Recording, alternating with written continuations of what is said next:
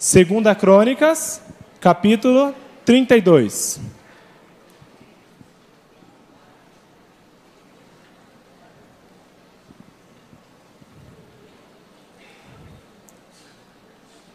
Gente, é o seguinte, eu sou um pouco exibido, né? Então, toda vez que eu venho aqui, eu gosto de aparecer assim e mostrar os meus discípulos. Então, eu queria chamar o Lucas aqui na frente para orar por mim. Vamos aplaudir a vida dele, gente.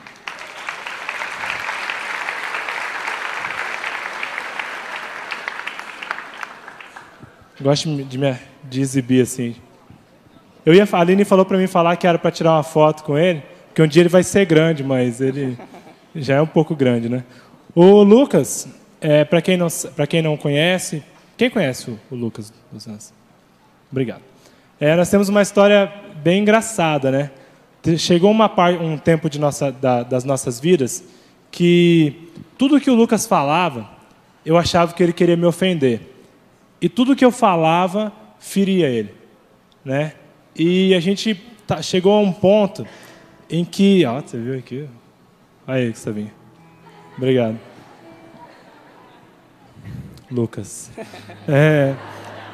Chegou a um ponto do nosso relacionamento em que aquilo ficou insustentável. Sabe, aquele momento em que não dava mais. Eu não conseguia mais olhar para ele, não conseguia mais olhar para mim. A Aline, a mesma coisa com a Carol. E a gente estava num relacionamento muito difícil. E o Lucas está aqui para provar como que quando Deus restaura um relacionamento, sabe, não tem como. Quando Deus restaura o relacionamento, ele nunca mais fica da mesma maneira. E o nosso relacionamento, ele não está como nós estávamos. Ele está muito melhor, muito melhor. A ponto da Aline sentir ciúme, né? De tantas vezes que a gente fica conversando por mensagem, assim, a gente fica conversando e tal, e eu mando mensagem para ele, ele manda mensagem para mim. Então eu queria que o Lucas orasse pela minha vida, eu gostaria que vocês ficassem em pé, né? E recebessem essa oração também.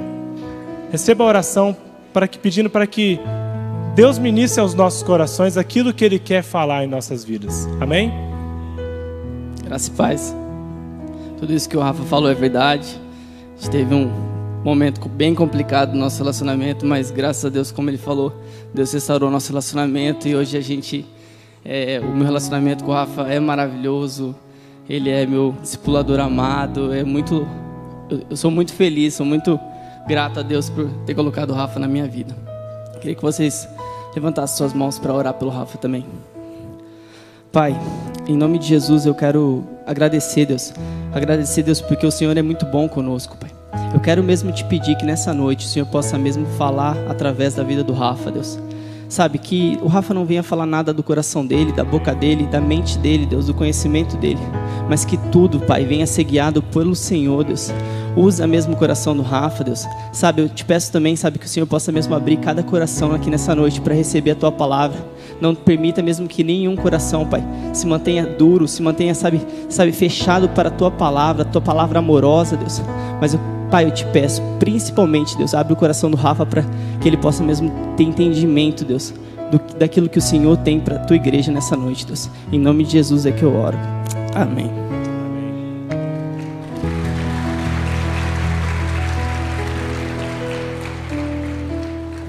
Agora sim. Segunda Crônicas, capítulo 32.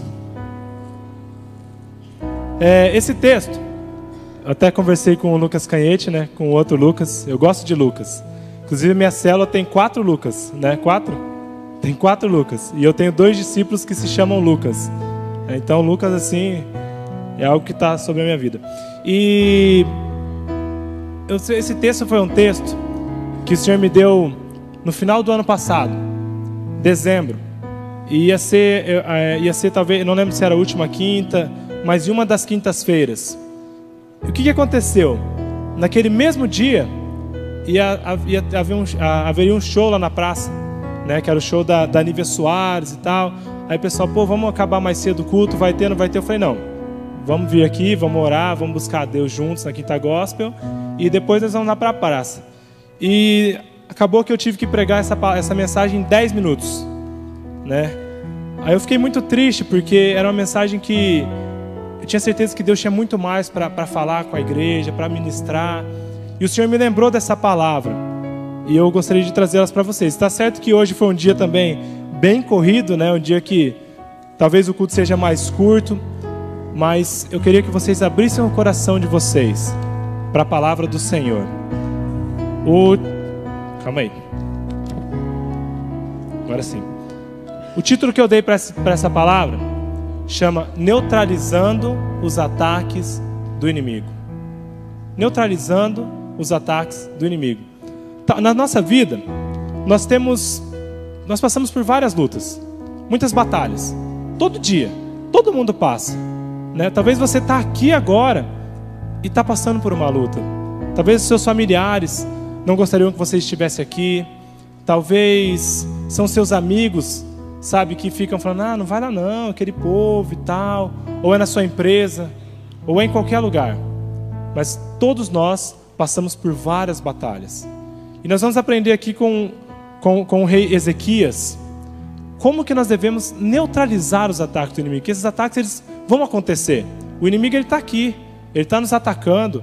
Ele está não aqui da igreja, tá, gente? Mas ele está nas nossas vidas, está presente. E ele vem nos atacando, ameaçando, fazendo aquilo que ele sabe fazer, que é nos deixar talvez intimidados. Mas através da palavra de Deus hoje, nós vamos aprender. 2 Crônicas, capítulo 32, versículo 1 ao versículo 23. Mas eu quero que você leia a partir do 20 e 21 do capítulo 31. Um capítulo antes.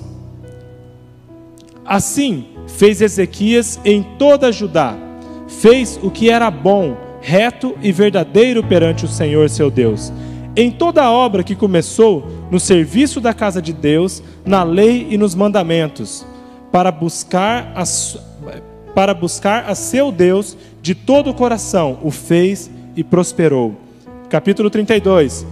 Depois destas coisas e desta fidelidade, veio Senaqueribe, rei da Assíria, entrou em Judá, acampou-se contra as cidades fortificadas e intentou apoderar-se delas. Vendo, pois, Ezequias que Senaqueribe vinha e que estava resolvido a pelejar contra Jerusalém, resolveu, de acordo com os seus príncipes e os seus homens valentes, tapar as fontes das águas que havia fora da cidade, e eles o ajudaram. Assim, muito povo se ajuntou e taparam todas as fontes, como também o ribeiro que corria pelo meio da terra, pois diziam: por que viriam os reis da Assíria e achariam tantas águas? Ele cobrou ânimo, restaurou todo o muro quebrado, e sobre ele ergueu torres. Levantou também o outro muro por fora, fortificou a Milo na cidade de Davi, e fez armas e escudos em abundância. Pôs oficiais de guerra sobre o povo, reuniu-os na praça da porta da cidade, e lhes falou ao coração, dizendo: sede fortes e corajosos, não temais, nem vos assusteis por causa do rei da Síria, nem por causa de toda a multidão que está com ele, porque há um conosco, maior do que o que está com ele. Com ele está o braço de carne, mas conosco o Senhor nosso Deus, para nos ajudar e para guerrear nossas guerras. O povo cobrou ânimo com as palavras de Ezequias, rei de Judá. Aplauda o Senhor nesse momento. Glória a Deus. Você entende que era um período complicado. O rei Ezequias estava lá, ele tinha sido fiel ao Senhor. Lá no 2 Reis, no capítulo 18, versículos 5 e 6, não precisa abrir, mas eu vou ler aqui, diz o seguinte: no Senhor Deus de Israel confiou, de maneira que depois dele não houve quem lhe fosse semelhante entre todos os reis de Judá, nem entre os que foram antes dele, porque se chegou ao Senhor, não se apartou dele e guardou os mandamentos que o Senhor tinha dado a Moisés. Ezequias era um cara fiel. Ele era um rei que ele tinha feito uma reforma religiosa ali no meio do povo. Se você for ler antes, eu recomendo essa leitura, capítulo 30, do capítulo 29 em diante. Se você puder ler, é uma história muito boa. O rei Ezequias, ele assumiu um reino onde o seu pai não tinha sido muito legal. Seu pai tinha feito um acordo com o rei da Síria, e o seu pai tinha trancado a porta do templo e levantado ídolos, e vários ídolos na cidade, para que o povo adorasse. Então ali havia um paganismo, havia várias crenças, várias coisas. E ao assumir o reino, a palavra de Deus fala que Ezequias, ele fez, não, peraí. Primeira coisa que ele fez, ele destruiu todos os altares, todos os templos. E ele falou, aqui na nossa terra, só adoramos a um Deus, ao Deus de Israel, ao Senhor Deus. Ele era um homem fiel. Mas aí você pergunta, tudo bem, ele era fiel, mas ele também sofreu um ataque. E muitas vezes você é uma pessoa fiel a Deus. Você tem buscado a Deus. Você tem se guardado perante Deus. Tem buscado a presença de Deus sem parar. Tem vindo nas coisas do Senhor. Mas tem sofrido ataques. Tem sofrido ataques do inimigo. E a primeira dica que eu tenho para dar para você através desse texto, que você tem que identificar o seu inimigo. Primeira dica, identificar o seu inimigo. Não tem como, né? Nas artes marciais e também no futebol, nós lutamos muito melhor ou jogamos muito melhor quando nós sabemos contra quem vamos lutar, contra quem vamos jogar. Por quê? Porque você pode traçar uma estratégia. Você conhece o seu inimigo, você fala, opa, peraí, é isso, né? O Barcelona era um time que ganhava de todo mundo, era imbatível e tal, assim como o Flamengo também, né? Era um time que sempre ganhou de muita gente, estava lá. Aí as pessoas fizeram o quê? Começaram a estudar o jogo do Mengão, né? E o jogo do Barcelona, tipo assim. E começaram a estudar o jogo do Barcelona, e hoje ele já é um time que está sendo vencido várias vezes. Por quê? Porque as pessoas já têm conhecido o jogo deles, têm conhecido o adversário. Nas artes marciais é a mesma coisa. Em alguns campeonatos que eu já fui, teve uma certa vez que eu fui lutar um campeonato, e eu cheguei lá, eu estava com muito medo, né? Porque eu ia lutar com um cara que ele era o campeão do estado atualmente, assim, e o Guilherme Borges estava aí. Cadê o Gui? E o Gui estava lá, né? Ficou orgulhoso de mim e tal. Aí tava o Gui, o Bacaninha, tinha algumas pessoas da Rede Team. Aí eu fiquei com muito medo de lutar com ele, principalmente porque tinha um monte de gente olhando. Falei, poxa vida, vou passar vergonha aqui na frente dos meus liderados, né? Mas o que aconteceu? Eu sentei, me acalmei, orei, primeira coisa, né? E eu comecei a observar ele. Eu nunca tinha visto ele lutando. E eu observei algumas atitudes dele, e ele começou a se aquecer ali na área de luta mesmo. E quando ele se aquecia, ele ia demonstrando alguns golpes que ele ia fazer. Aí eu fiquei olhando, só observando a luta dele. O que aconteceu? Eu nem consegui contar, Guilherme. Foi em quantos segundos que eu ganhei dele? 40 segundos. Mas tudo bem. Por quê? Porque eu estudei o meu adversário. E quais são os nossos principais adversários? Nós temos 3, que são os mais conhecidos. Eu mesmo, o mundo e Satanás. Não tem ninguém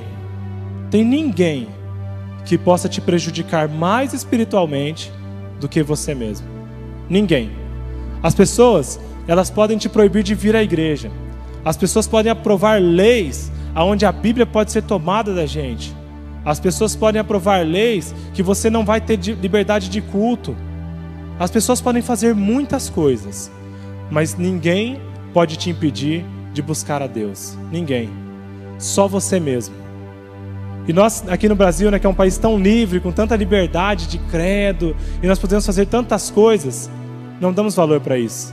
Sabe, nós não buscamos a Deus como Ele merece. E só nós mesmos. O pastor Domício ainda fala, ele fala, rapaz, seus pais podem te proibir até de ler a Bíblia, mas de orar ninguém pode. Seu pai fala, você não vai na igreja. Tudo bem, pai, eu não vou em submissão ao Senhor, mas aqui no meu coração é o Senhor quem manda. Eu não posso ir no culto, mas eu estou cultuando com a minha vida. Eu estou cultuando ao Senhor. Quantos testemunhos nós já ouvimos de pessoas assim, pessoas que se submeteram à vontade dos pais naquele momento, porque os pais não entendiam, estavam com medo, mas elas se mantiveram fiéis a Deus, e oravam, e buscavam a Deus, e intercediam pelas suas famílias. E hoje até nós temos uma amiga que ela se converteu, os pais dela não gostavam que ela via, ela trouxe toda a família dela, está na casa do Senhor hoje, porque ela se submeteu. Então, seu primeiro inimigo, eu não, você, né? Você, seu primeiro inimigo. O segundo inimigo é o mundo. E aqui nós vamos ler o seguinte, versículo 9 em diante. Depois disto, enquanto Senaqueribe, rei da Síria, com todo o seu exército, sitiava Laques, enviou os seus servos a Ezequias, rei de Judá, que estava em Jerusalém, dizendo: assim diz Senaqueribe, rei da Síria: em que confiais vós para vos deixar de sitiar em Jerusalém? Acaso não vos incita Ezequias para morrerdes a fome e a sede, dizendo: o Senhor nosso Deus nos livrará das mãos dos reis da Síria? Não é Ezequias o mesmo que tirou os seus altos e os seus altares e falou a Judá e a Jerusalém, dizendo: diante de apenas um altar vos prostrareis e sobre ele queimareis incenso? Não sabeis vós o que eu e meus pais fizemos a todos os povos da terra?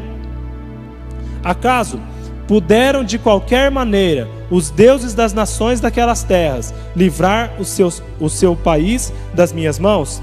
Qual é de todos os deuses daquelas nações que meus pais destruíram que pode livrar o seu povo das minhas mãos, para que vosso Deus vos possa livrar das minhas mãos?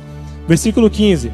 Agora, pois, não vos engane Ezequias, nem vos incite assim, nem lhe deis crédito, porque nenhum Deus de nação alguma, nem de reino algum, pode livrar o seu povo das minhas mãos, nem das mãos de meus pais, quanto menos vos poderá livrar o vosso Deus das minhas mãos. Versículo 16. Os seus servos falaram ainda mais contra o Senhor Deus e contra Ezequias seu servo. Senaqueribe escreveu também cartas para blasfemar do Senhor Deus de Israel e para falar ele dizendo: assim como os deuses das nações de outras terras não livraram o seu povo das minhas mãos, assim também o Deus de Ezequias não livrará o seu povo das minhas mãos. Clamaram os servos em alta voz em judaico contra o povo de Jerusalém, que estava sobre o muro, para os atemorizar e os perturbar, para tomarem a cidade. Falaram do Deus de Jerusalém como dos deuses dos povos da terra, obras das mãos dos homens. Segundo inimigo, o mundo. Às vezes você é uma pessoa que tem buscado a palavra de Deus. Às vezes você é uma pessoa que tem crescido aqui na casa do Senhor. Mas tem pessoas que estão te atrapalhando. Tem pessoas, e aqui eu quis ler até o final, porque é muito interessante. Muitas vezes, o nosso inimigo, ele fala na nossa língua. Ele nos amedronta na nossa língua. Quantas pessoas nos desanimam usando a própria palavra de Deus, que é aquilo que nós acreditamos? Quantas pessoas? O inimigo disse o seguinte, falou: opa, peraí, esse Ezequias aí, ele proibiu vocês de cultuarem. Vocês não podem nem cultuar direito. Quantas pessoas têm usado as coisas da igreja, a palavra de Deus, aquilo que nós acreditamos, para nos confrontar? O nosso segundo inimigo é o mundo. E você pode olhar para o seu lado aí. Tem muita gente boa aqui na igreja. Tem muita gente boa. E é incrível como que com tanta gente boa, sabe? Eu acho que pelo menos a cada 100, tem 99 assim que são ponta firme, né? Tem um assim que ainda está meio cambaleando, né? Mas tem gente que vem na igreja e tem 99 pessoas que querem ajudar, que querem caminhar com a gente, que querem crescer em Deus com a gente, mas as pessoas querem ouvir quem? O conselho de um. A Bíblia fala de um rei, Roboão, que ele podia ouvir o conselho que lhe traria a bênção, mas ele escolheu o caminho da destruição, ele escolheu o caminho da força, ele escolheu o conselho da iniquidade. Quais conselhos você tem ouvido? O seu inimigo, aquela pessoa que tem te atrapalhado, é essa pessoa que você tem ouvido? Ou você tem olhado para as pessoas que estão mais acima do que você, as pessoas que estão buscando, as pessoas que querem crescer mais de Deus? Para quem você tem olhado? E o terceiro inimigo, Satanás, o mais fraquinho de todos, tadinho, até dó, né? O Satanás, ele não tem poder nenhum sobre as nossas vidas. Ele não pode nada, nada, nada, nada. A única coisa que ele pode é passar vergonha. Que quando ele se levanta, ele já cai. Então ele passa vergonha. Ele levanta, cai, coitado, né? Mas o que ele faz? Ele fica ameaçando. Ele fica jogando flechas, jogando insegurança, falando: mas você vai falar isso? Não, não fala não, olha quem que é você. A única coisa que o demônio pode fazer é te acusar. E as acusações dele não têm valor nenhum, porque os nossos pecados estão pregados com Cristo na cruz. Então nós temos que conhecer os nossos inimigos. Primeiro inimigo, eu. Segundo inimigo, o mundo e as pessoas talvez que querem nos atrapalhar. E o terceiro inimigo, Satanás. Depois que nós conhecemos os nossos inimigos, nós podemos saber o que fazer com eles. E agora, você continua lendo aí. O que Ezequias fez lá no começo do capítulo 32? Ele tomou algumas atitudes. Ele já sabia quem que era o inimigo dele. Todo mundo sabia quem que era Senaqueribe, que o cara era perverso. Eu estava pesquisando e Senaqueribe tinha destruído 40 nações já antes de chegar ali. E ele estava em Laques, né? Ele estava lá em Laques e já estava destruindo tudo ali também. Então ele estava chegando. E ele estava falando: se quiser já vai até se rendendo, porque eu vou chegar e vou destruir, vou barbarizar. Entendeu? Ele estava já querendo chegar solando. Mas Ezequias sabia quem era o seu inimigo, mas principalmente ele sabia quem era o seu Deus. E Ezequias fez o seguinte: depois de tanta fidelidade a Deus, ele não buscou o conselho da iniquidade, ele buscou conselhos sábios. E a palavra de Deus fala o seguinte: que depois de ouvir o conselho dos seus generais e dos seus príncipes, ele tomou a primeira atitude. Então a primeira atitude que nós temos que tomar contra os nossos inimigos é tirar toda a água, é tirar a energia deles, é tirar o que nos alimenta. Não alimente o seu inimigo. Não alimente o seu inimigo. Como você tem alimentado o seu inimigo? É com insegurança? É com medo? Muitas vezes o nosso inimigo ele começa a colocar insegurança no nosso coração, a colocar medo no nosso coração. E nós fazemos o quê? Nós vamos alimentando ele, dando brecha e falando: não, tá bom, você tá certo, realmente, eu sou tão pequeno, quem sou eu? Eu sou gago, eu sou fanho, sabe? Eu vou falar de Deus? Por que eu vou falar, cara? Tem tanta gente melhor do que eu para falar, sabe? Tem tanta gente que pode fazer, realmente, eu não sou nada não. Eu não sou nada não. E assim nós vamos alimentando o nosso inimigo. Senaqueribe era um rei malvado. E ele tinha um império gigante. Ele era muito grande. A batalha aqui já estava praticamente perdida. Já tinha acabado. Sabe, era só ele chegar e dominar. Mas Ezequias foi sábio e parou de alimentá-lo. Talvez você esteja passando por uma batalha agora e você fala: cara, não dá não. Essa batalha já está perdida.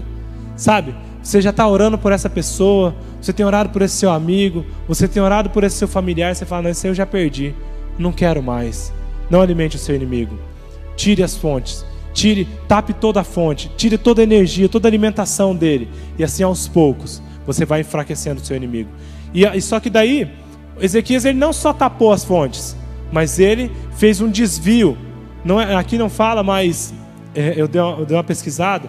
E existe um lugar que chama o túnel de Ezequias, que é o túnel que ele fez para desviar a água do rio, sabe? Ele tapou, ele não só tapou e falou: pronto, ninguém tem água então, aí nem ele se alimenta nem eu, né? Ele não fez isso, ele tapou, mas ele desviou as águas, de maneira que só quem estava lá em Jerusalém podia se alimentar, só quem estava em Jerusalém tinha água.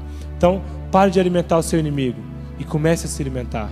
Se alimente da água viva, se alimente de Deus, se alimente das coisas de Deus. A segunda coisa que Ezequias fez, ele tapou todas as brechas do muro. Jerusalém tinha um muro, mas ele fez o seguinte: tinha algumas brechas. Estava lá, o muro protegia, mas não protegia, porque era um muro levantado, era um muro grande, mas o muro tinha muitas brechas. Tinha alguns buracos que seus inimigos era só chegar e entrar. Eles entrariam facilmente. E muitas vezes nós temos algumas brechas nas nossas vidas também. Nós temos algumas coisas que o inimigo não precisa nem se preocupar. Ele já chega e já fala: opa, é aqui, ó a brechinha, né? E eu preguei até uma vez, eu sempre falo isso, né? Eu falei no retiro que uma brecha muito grande que nós damos é a internet. Quanto tempo perdido nós passamos na internet, no Facebook. E hoje, você não precisa nem procurar mais pornografia. Tem no Facebook. Você não precisa sair. Você não precisa mais ficar olhando. Então, basta você ficar perdendo tempo no Facebook, que lá começa a aparecer. Começa a aparecer. E às vezes, mas eu não tenho problema com isso. Mas você talvez tenha problema com fofoca. Você tem problema em ficar cuidando da vida dos outros, né? Você tem problema em não conseguir organizar o seu tempo, e não conseguir dedicar tempo para a sua família. E você está dando essa brecha na internet. Está dando essa brecha perdendo tempo. E muitas outras brechas. Talvez no seu trabalho, você tenha uma brecha que você tem dado. Você está dando brecha lá faz horas. Talvez tenha aquela menina que está dando em cima de você e você está dando mole para ela. Você fala, não, é só para... Sabe, eu não gosto dela, nem quero nada. Mas você está dando essa brecha, está deixando ela encher o seu ego. Esse rapaz que fica te mandando mensagem de texto e fica falando com você na MSN e fica te procurando. Você fala, não, nem quero nada com ele não. Sabe, não gosto dele. Você sabe de quem que eu gosto, não é assim? Né? Eu sei de quem que eu gosto. E as meninas geralmente falam assim, mas vai dando brecha, e vai dando corda, e vai dando corda, e vai deixando, e vai deixando. E de maneira que um dia essa brecha vira um buraco e vira uma cratera. E se você não tapar essa brecha, o seu inimigo vai usar dela. Então tape as brechas. Tape todas as brechas que estão em volta da sua vida. Não sei qual a brecha que você tem dado. Nós devemos levantar. E a terceira coisa que ele fez, vigilância total. A palavra de Deus fala o seguinte, que Ezequias levantou muros e ele fez o quê? Ele levantou torres. Ele levantou uma torre, ele levantou várias torres. Vigilância total. Para que serve uma torre, gente? A torre ela serve para olhar, para cuidar, para proteger, para falar, opa, tá vindo o cara lá. Olha lá o nosso inimigo vindo. Vigilância. E depois, para nos proteger, para atacar. Mas a principal função de uma torre é cuidar. E quando eu falo vigilância, a palavra de Deus diz o seguinte, que é melhor serem dois do que um. Porque se um cair, o outro ajuda. Se um tropeçar, o outro segura, fala, opa, levanta não. Se você desanimar, eu te carrego. E aí ela fala o seguinte, que se esses dois tiverem uma terceira pessoa, que é Deus, aí é como um cordão de 3 dobras. E aí não pode quebrar. Então você precisa de vigilância. Você precisa prestar contas para alguém. O pastor Gilson, ele teve um conselho que deram para ele, e ele passou esse conselho para frente, e ele falou o seguinte, é muito mais fácil você confessar tentação do que você confessar pecado. Muito mais fácil, é muito mais fácil. Você está falando, olha, estou sendo tentado na área tal, estou sendo tentado na minha área financeira, na minha área sexual. Tem uma menina que, cara, sabe, eu não gosto dela, mas ela fica falando comigo e tal, e eu tenho dado algumas brechas, eu estou sendo tentado nessa área. Confesse tentação. Nós temos que aprender isso. Sabe, não, nós temos que aprender assim, falar, não, isso é meu, eu vou resolver. Vigilância. Nós temos que ter alguém cuidando de nossas vidas. Talvez o discipulado ainda não chegou em você. Você não tem aquela pessoa, aquele seu discipulador, sabe, aquela pessoa que está lá cuidando de você, está ouvindo as suas queixas, está ouvindo as suas preocupações, está ouvindo as suas tentações. Mas você tem um amigo. Você não tem um amigo? Você tem um amigo. E às vezes às vezes é mais fácil nós falarmos para o nosso amigo do que falar para o líder de célula. Porque o líder de célula, sabe, talvez você pense assim, não, ele vai me julgar, sabe, eu vou lá falar com ele, ele estava contando para que eu fosse auxiliar da célula, né? Aí se eu falar que eu estou tendo uns vacilos desse, mas você tem um amigo, você tem alguém que você confia. Sempre tem. Tem aquela pessoa que a gente liga para fofocar, para falar bobeira, para fazer tanta coisa. Aproveita esse cara, então, fala, ó, eu ligava para você para fofocar, para falar bobeira, para ficar à toa. Agora eu vou ligar para você para falar, olha, estou sendo tentado, preciso de ajuda, ora por mim, vamos orar junto. Vamos crescer junto. E a quarta atitude. Calma aí. Quarta atitude. E a mais importante. Versículo 7 e 8. Eu vou ler de novo, porque esse versículo aqui mexeu comigo essa semana. Eu li esses 2 versículos, eles falaram demais comigo.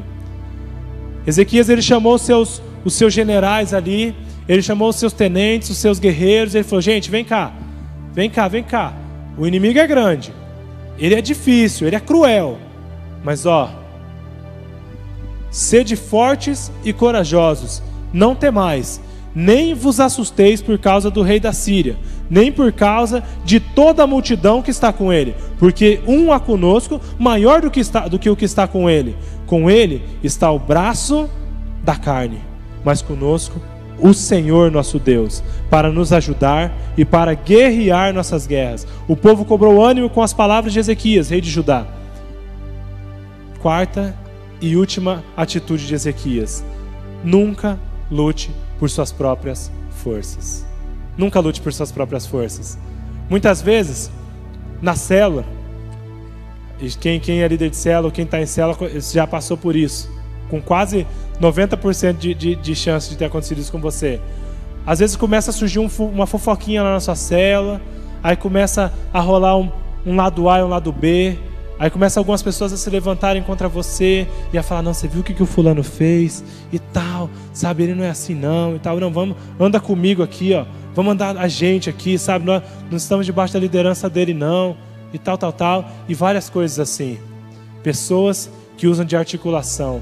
E muitas vezes você age como eu já agi muitas vezes, articulando, fala: opa, peraí, o cara está se levantando contra mim? Não, sabe o que eu vou fazer? Eu vou falar. Aí você começa a fazer o quê? A buscar aliados, não é assim? Aí você fala: ó, gente, você viu o que o fulano está falando?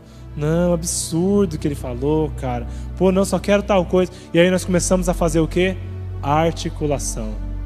Lutar pela nossa própria força, pela fofoca. Aí você começa, em vez de sarar a ferida, como foi o que eu fiz com o Lucas, você começa a criar um exército para destruir o seu amigo, para derrubar ele. Mas Ezequias, ele sabia em que ele confiava. Ele não confiava no braço dele. Tanto que se você ler toda a história de Ezequias, lá no final, tanto que se você ler toda a história de Ezequias, o tempo todo ele estava com Deus, ele fazia as coisas de Deus. Então ele não era bobo, ele já viu Deus fazer tanta coisa, ele viu Deus fazer ele prosperar, Deus fazia o que? Opa, rolou um glória. Ele fazia, sabe, Deus fazia, ele tinha intimidade com Deus, de que se ele falasse, se Deus ordenasse, falasse: Senaqueribe, você já era, acabou. Ezequias não confiava na força dele, até porque se ele fosse confiar na força dele, ele estava perdido. Aí eu quero que você leia comigo aqui, do versículo 20 em diante.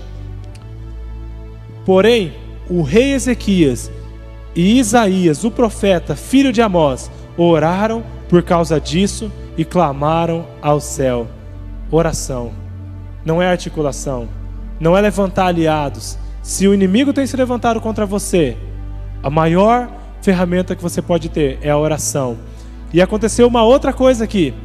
Você percebe, lá no texto ele fala o seguinte, que além do muro que ele tapou as brechas, ele levantou um segundo muro.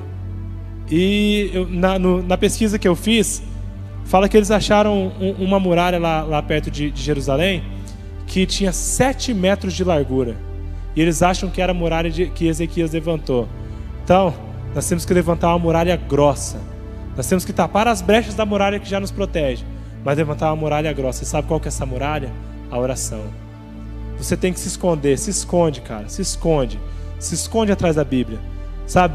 Se esconde. Se a pessoa começa a falar com você, usa versículo. Se a pessoa fala, sabe, as pessoas levantam uma fofoca com você, você está tão alegre, você está feliz, você está bem, e as pessoas começam a lançar palavras de negação para você, te desafirmando, falando que você não pode, que você é isso, que você é aquilo, se levantando fofoca. Não se preocupa, levanta a muralha da oração, se esconde atrás da oração, se esconde atrás da Bíblia, se esconde atrás do Senhor, que o destino do seu inimigo é o seguinte, versículo 21, então o Senhor enviou um anjo que destruiu todos os homens valentes, os chefes e os príncipes no arraial do rei da Síria. E este, com o rosto coberto de vergonha, voltou para sua terra, tendo ele entrado na casa de seu Deus. Os seus próprios filhos ali o mataram à espada.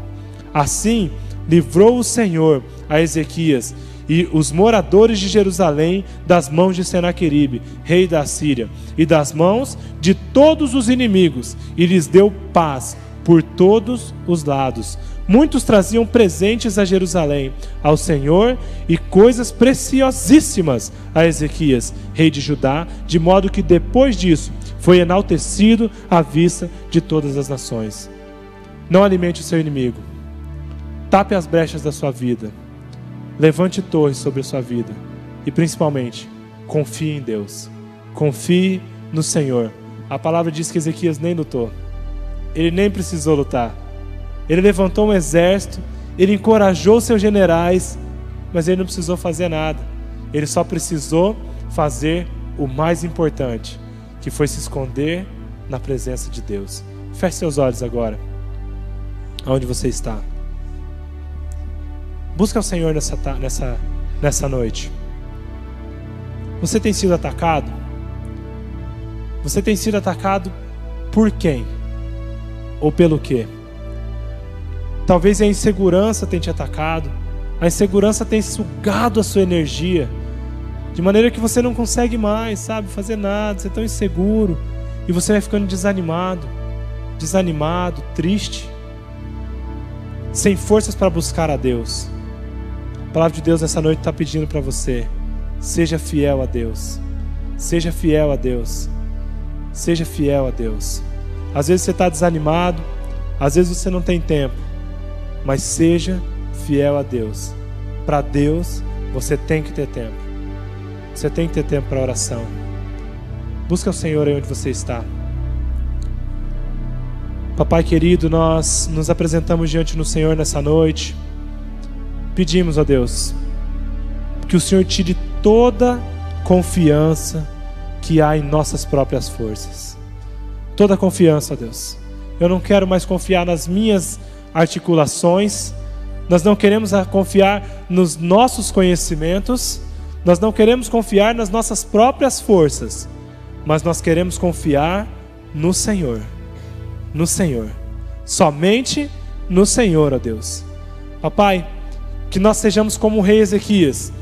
Que as pessoas possam olhar para a nossa história e falar: ele não se afastou do Senhor. Ele não se afastou do Senhor. Pai, eu sei que aqui há algumas pessoas que se encontram passando por alguma dificuldade, passando por lutas. Talvez seja na área da sexualidade, seja na área financeira. Papai, não envergonhe os seus filhos. Que o nosso inimigo seja envergonhado. Que na nossa vida hajam apenas testemunhos. Testemunhos de cura, testemunhos de libertação, ó Pai. Em nome de Jesus, ó Pai, fala conosco. Continua neste lugar, ó Pai, continua nessa igreja.